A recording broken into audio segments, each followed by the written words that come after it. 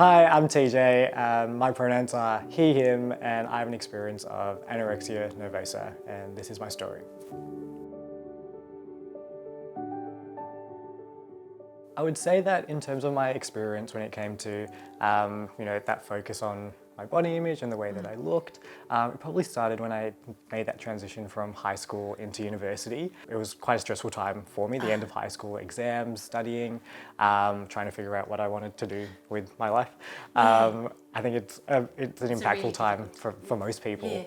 And it came to the point where I got into a university that not a lot of my friends or really anyone from my school was going to, and I kind of took that time to maybe create a new me. And so the way that I did that was to look into what are some things that I might be able to change about myself. And so one of the things was the way that I looked.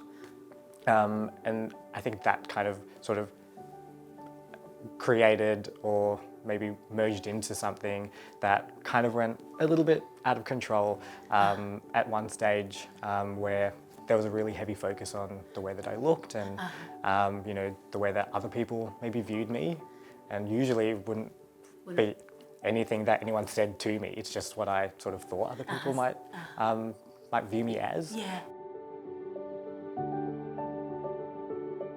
In TV shows and on YouTube and Instagram and Facebook, there always seems to be this perfect person or this perfect young man. It looks like this, and I kind of never saw myself in that, and so I found myself sort of retracting from engaging with my friends and my family, and I started to not do too well in uni either, because my focus was on the way that I looked, and that made it really hard for me to really engage with anything else that was happening in my life.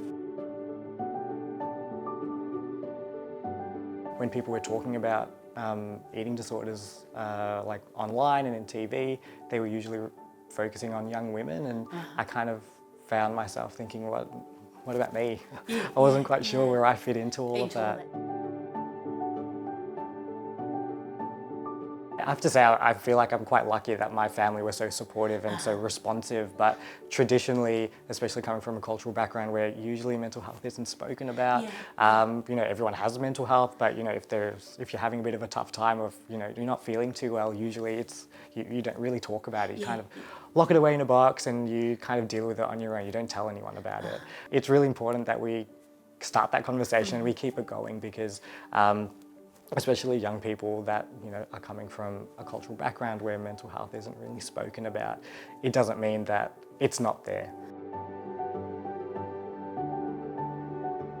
I found myself less occupied with the way that I looked. I found myself slowly but surely engaging with my friends again, and building those connections up.